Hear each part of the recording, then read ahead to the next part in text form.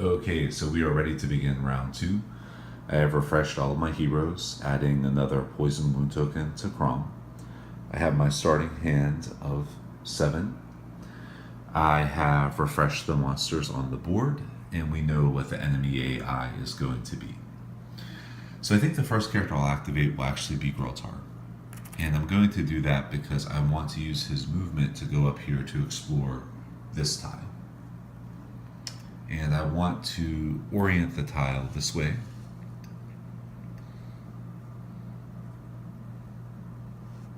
And before I do anything else, I will replace this tile.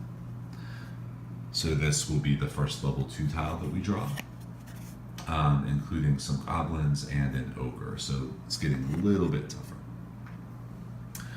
Okay, so that was one movement for him to attempt to open the door.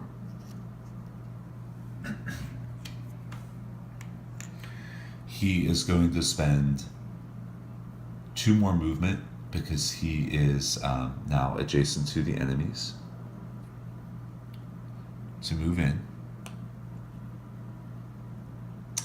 And then, so he has spent 1, 2, 3. He is going to spend his 4th speed point to play this action.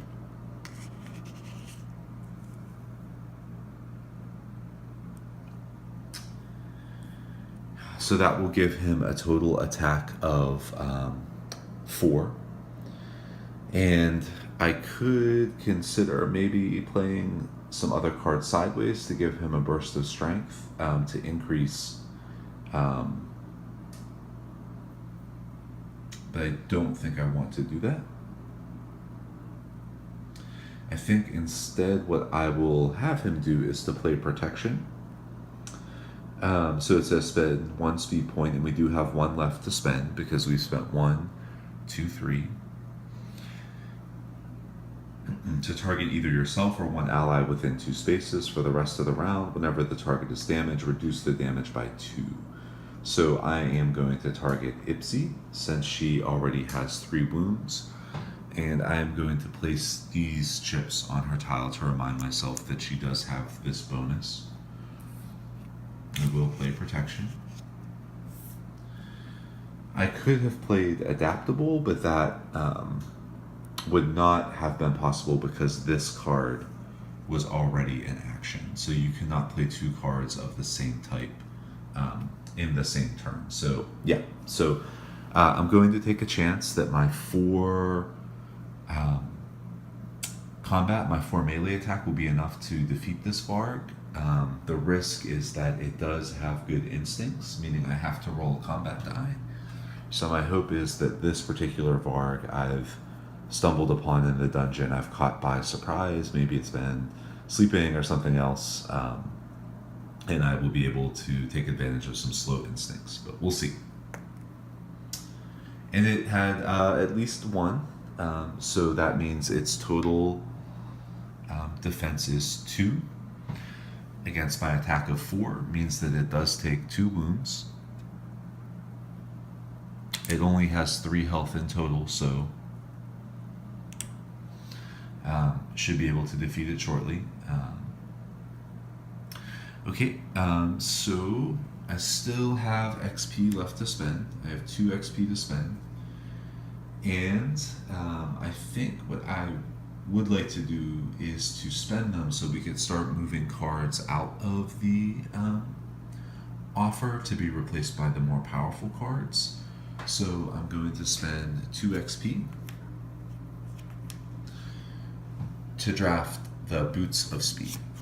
I really like the flexibility this card gives me. It can be used by anyone, and movement will become important as the board becomes larger, more spaces revealed.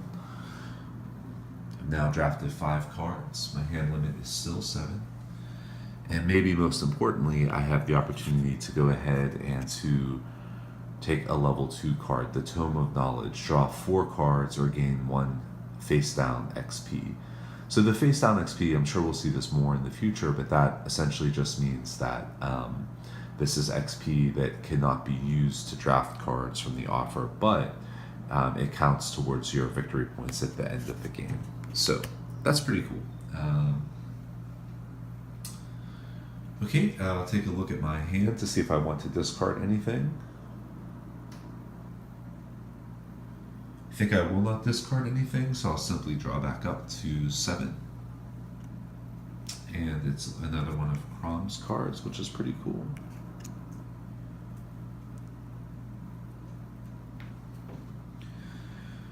Okay, so I have 1, 2, 3, 4, 5, 6, 7. We will take a look. We do unfortunately have to discard that level 2 card we've just drawn. That's okay, I wasn't that enamored with it anyways. Eldritch Staff with an attack bonus.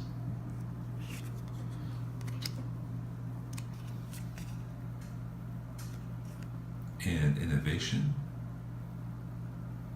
Oh, that's awesome. Every enemy in the room receives 2 damage. And it is, unfortunately, though, a card that is only eligible by this race. And none of my heroes meet that criteria. Ah, so close. That's tough. Oh well, I'm sure we'll find better cards later as well. Okay, so now the highest XP enemy, which is going to be the Varg, is going to do a powered up, or is going to do a base attack against the character with the lowest dodge. And so that is going to be Ipsy.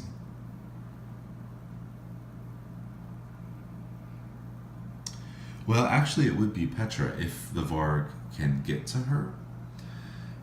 It has a movement of 6, so I actually think it probably can make it there. So it can move 1, 2, 3, 4, 5, 6. So I think that is a legal movement. Because you can't enter into rooms from a diagonally adjacent hex, that makes movement a little bit easier. So again, it spent 1, 2 because it was moving away from an adjacent, 3, 4 moving away from an adjacent, and then 5, 6.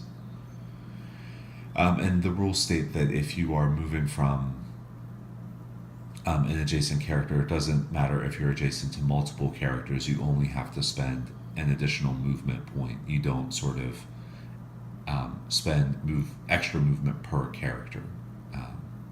So that's how it's able to move here. And it has an attack of 4. It's not powered up, so it's just an attack of 4. And her defense is only 1. So that means that unfortunately she is going to take 3 damage. That's pretty bad. Okay, so we will go ahead and exhaust this. Take a look at the next AI. And then we will consider activating our next character.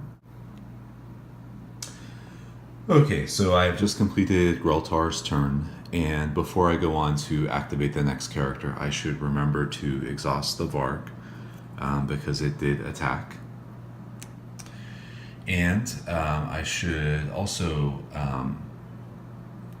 make a note that I did discard one of the cards from the offer, and so that is 1 trigger for the Mentor quest. So I don't want to shortchange myself. I'm going to go ahead and make note of that, that I have done that. And then taking a look at the characters I have left to activate, I am thinking that I might want to go ahead and activate Ipsy, and I might want to do that because she does have some pretty powerful cards in hand, and I think if I were to use the Boots of Speed, I could do some pretty interesting movement with her where I could take her figure here and move it all the way over to this direction, where I may be able to reveal this tile, opening up the door so that I could have line of sight on this ogre, and then play my attack spell of ice, powered up with some other cards. I could do some pretty serious damage, and then because I would have extra speed, I would be able to cast this control spell on the ogre so that it would reduce the damage that he inevitably is going to try to inflict. So I think I'm going to do that. I'm going to take my Boots of Speed, and I'll place it here. So now she has a total of 8 speed points, and she's going to spend them like this. 1, 2, 3. And then she's going to spend 1 speed point to open the door, and she's going to take this tile. And I will obviously be orienting it in this way.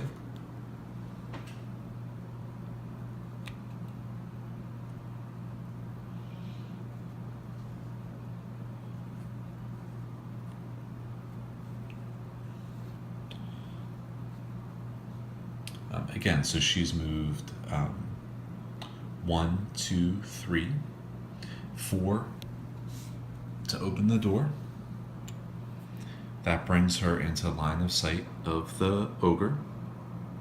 She's going to spend a 5th speed point to cast the control spell, which says place your hero token on one enemy that's 2 to 3 spaces away, and the target has a -4 melee. So that's going to be really helpful. So I'm going to take her token, and I am going to place it on the ogre, like so, to remind us of that. I am going to then play my attack spell. I am playing 2 spells, but they're each of a different kind, so that's okay.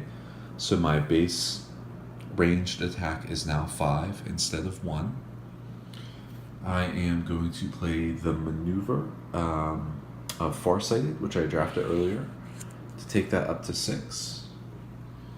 And then I'm also going to take this action to draw 3 cards from the deck. So 1,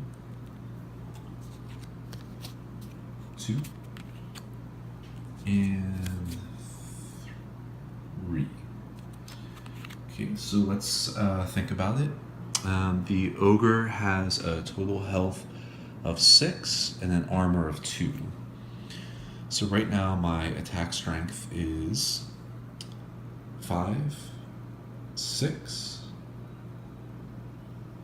So if I were to attack now, 6 minus 2 is 4. I would not do enough damage to defeat it.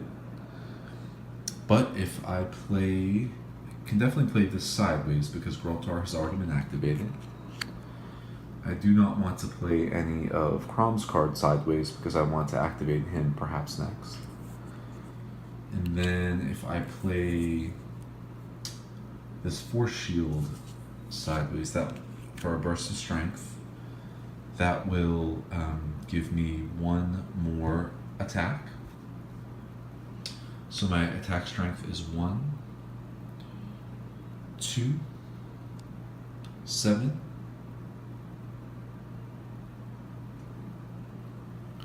so 7 minus the 2 armor is 5. Excuse me, I thought, yeah, so that's, he has a health of 6, so that would do 5 damage. I don't think there's any other way I could get that 1 extra attack, and that's okay because the control spell that she's previously cast onto the ogre will significantly reduce the damage he's going to inflict. So I'll take 2, 3, 4, 5, and I'm just going to place them under his token.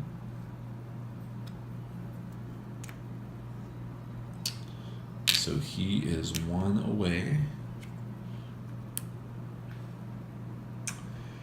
And I do not have any XP to spend, so I cannot use.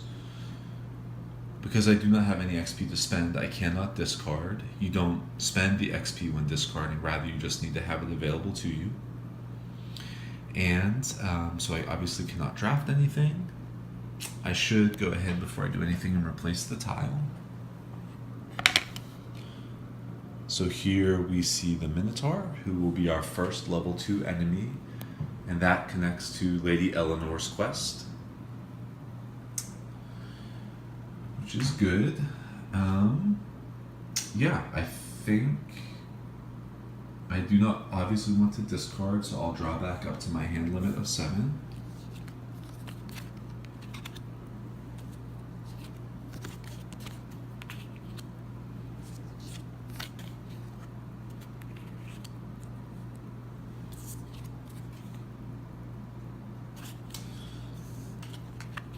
Alright, so some pretty sweet cards in hand for Crom to use upon his activation. I will go ahead and follow the AI, so I will remove this tile completely.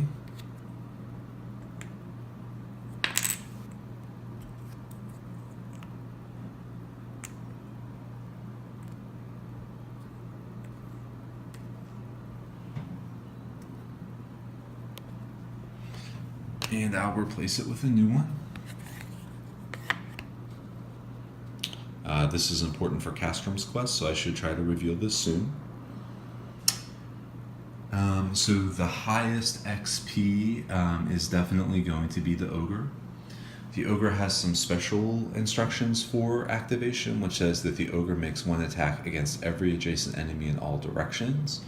So in this case, he should be moving towards dwarves and those with the hand grasping a dagger icon. So that would be toward Petra, or toward Crom, or towards Graltar.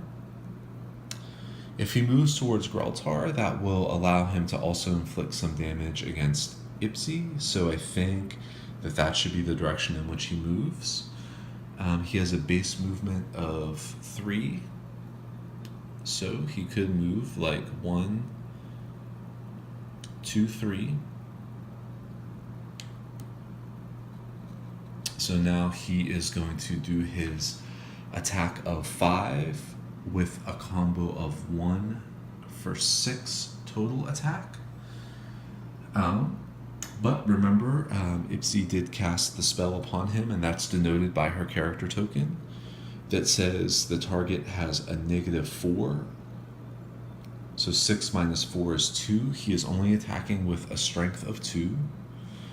So Ipsy has a evade of 2, and she previously also had this spell cast upon her, so she's taking no damage at all. Graltar has an evade of 2, so he also takes no damage.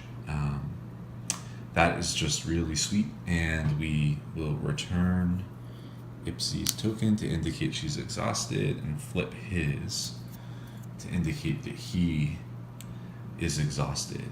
So having he and the Varg exhausted is really big, but of course we'll flip the next enemy AI and see. Okay.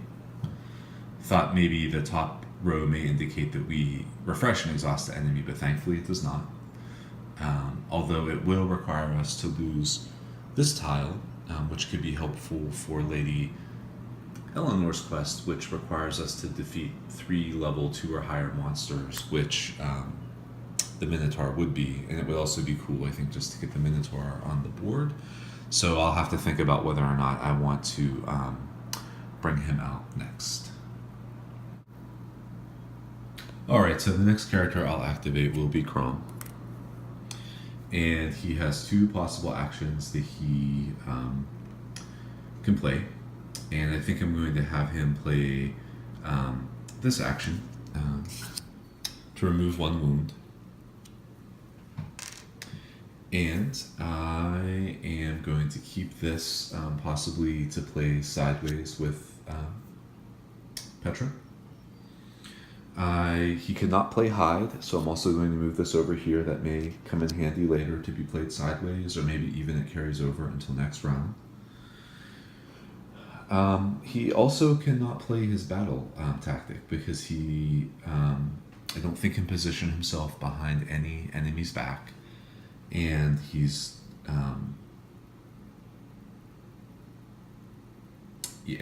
just cannot play. He cannot play hide because he is within line of sight of others. So this also is just placed to the side. So really, all he did was just remove one wound, but that's okay because he has 5 speed, and he'll spend them like so: 1, 2 to move away from an adjacent enemy, 3, 4 to become diagonally adjacent to the ogre. He has a base attack of 3 against the ogre's armor of 2, and the ogre does not have any special defensive ability, so actually that 1 wound is enough to take out the ogre because of all of the damage that Ipsy was able to do to it with her ice spell. So that's really great. I guess I could have played the Howl action card in order to gain more XP, but at the same time I felt it was more important to remove a wound. So I'm just going to go ahead and take these.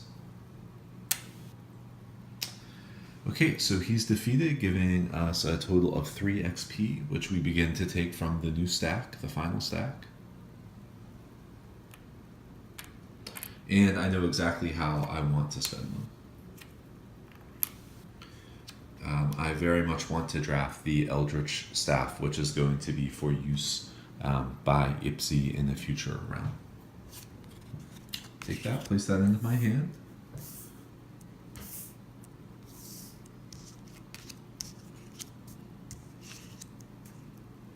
So my hand is 1, 2, 3, 4, 5, 6, 7. This was the 6th card I've drafted, so I can now have a hand limit of 8, which is good because I only have 1 card left to draw, which is for Ipsy, which is Magic Bolt, so hopefully this carries over to next round. I will replace the card that I've just taken, and I'm replacing it with Voice of Authority, which can increase hand size, so that's always a good thing. Again, so my hand size is 1, 2, 3, 4, 5, 6, 7, 8. Okay, very cool. Not so cool is that I am going to be losing this tile. Oh, excuse me. No, I'm not. I'm going to be losing this tile, so we do not have a chance to see the Minotaur yet. I will go ahead and replace that with another level 2 tile. Showing a gargoyle, which is still level 1 enemy, and 2 goblins. So there we go. The AI says that the highest non-exhausted enemy will take on a character of that race and with that symbol. So none of my characters have that symbol, and actually none of them are that race, so we would have to look at the second option, which is that the highest non-exhausted monster would take on any hero with a bonus of 3 melee attack. So that's pretty wild. I think the highest non-exhausted would actually be the Varg here, and it would attack either Ipsy or it would attack Greltar. So previously, Ipsy had this bonus cast on her that says for the rest of the round, whenever she's damaged, the damage is reduced by 2. And Greltar had this card cast upon him that says for the rest of this turn, you gain 1 attack and ignore all defenses. Okay, so that doesn't help his defense. So if the Varg were to come with an attack bonus of 3, its total attack would be 7 against Ipsy's 2. Does that mean she would take 5 damage before the bonus? I think it does. So again, his base is 4, plus 3 is 7.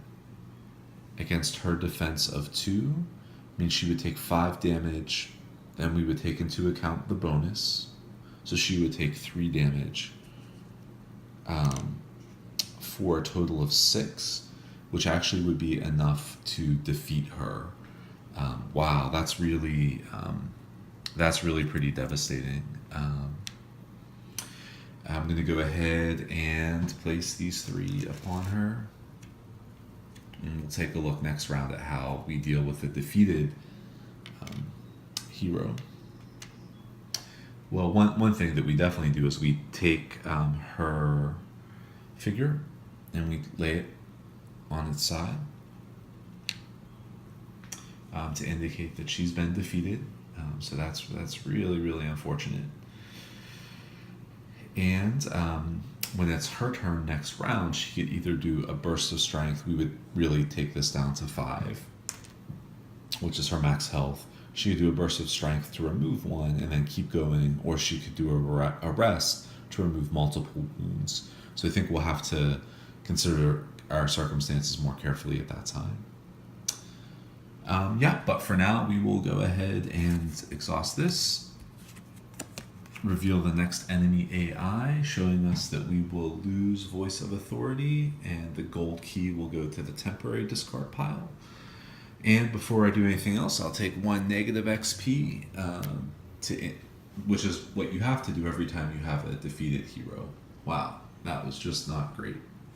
Hopefully Petra in her next turn is able to pull something good out for us. Alright, so I am activating Petra.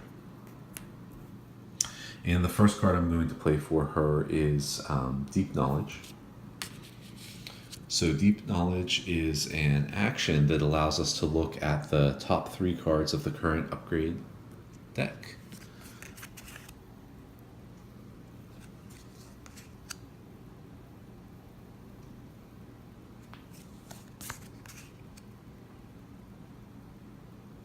Okay,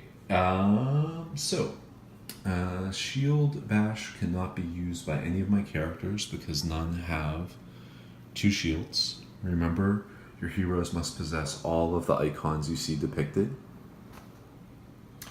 Ivory Chalice is just really tempting because characters like Ipsy and Petra herself have a good number of wounds.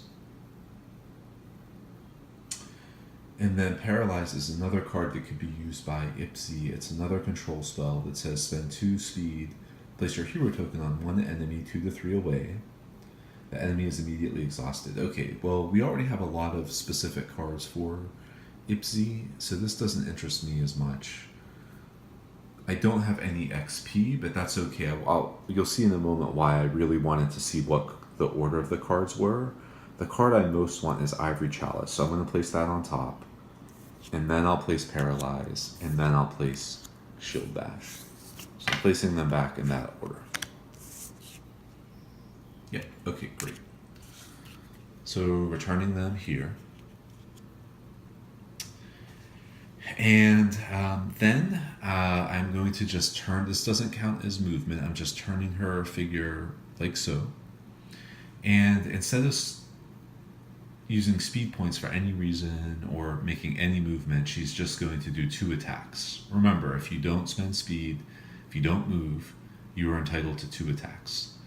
And so she has a base melee attack of 2, and she is going to not use that at the moment. Instead, what she's going to do is she is going to, well, I'm thinking she might be able to take out 3 enemies here, actually. She could use the pet to take out this goblin that's only 2 away. That would absolutely kill it. She could use her base attack of 2 to take out the other goblin, so that would be considered the first of her attacks, since pet cards do not count towards a normal attack. And then I think it's a matter of whether or not her base attack of 2 would be enough to take out the Varg, which so much of that depends upon the die roll for its instincts. Now, she could play this card and something like hide sideways for another attack of 3, for another attack of 1, which would make her overall attack 3 when we add it to her base, which would mean then the Varg would have to roll 2 or higher. And then the total XP that she could get would be 1, 2, 3, 4 instead of 3. So I think it's a matter of whether or not I want to remove those cards from my hand when I kind of like having them in my hand. I don't know.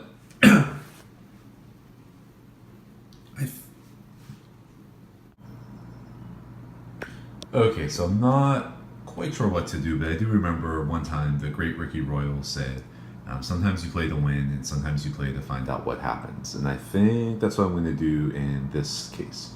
So I am going first to play Petra's Pet. It provides a base attack of 5, and it can attack an enemy up to 2 spaces away with a melee attack of 5, which is enough for it to defeat this goblin. So I'm going to take that here to remind myself it's been defeated. Next, I am going to use her base combat for her first actual attack of 2, and I am going to play Power Kick and probably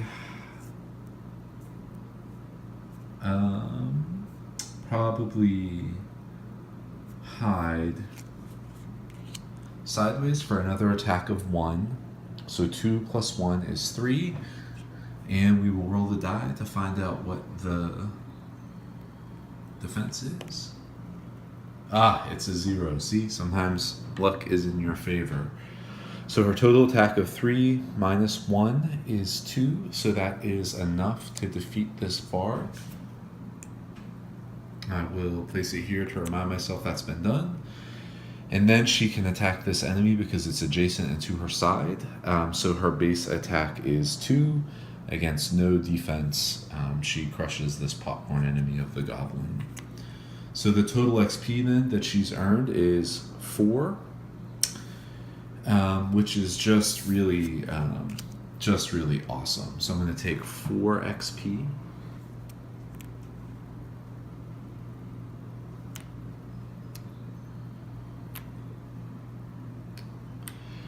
Now, something to remember is that we can go back into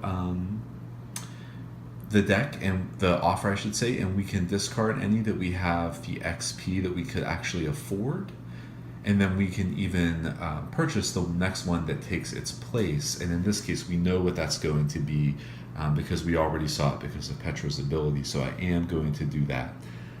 So Innovation is a card that cannot be used by any of my characters, so I'm just going to go ahead and permanently discard it. I will replace it. Sorry, that was the wrong deck. It's this one. I will replace it with the Ivory Chalice, which I will spend the 4 XP.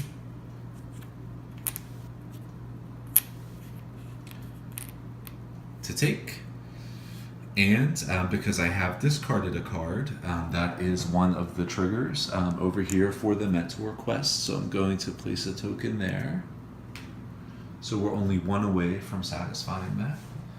So overall, that is a pretty sweet turn for Petra. Very nice. Okay, let's go ahead and follow the monster AI, which says we permanently remove Voice of Authority. We replace it with Paralyze. We temporarily remove the gold key and replace it with Shield Bash. Does not do us any good. The highest non-exhausted monster is going to attack a hero of that class or race.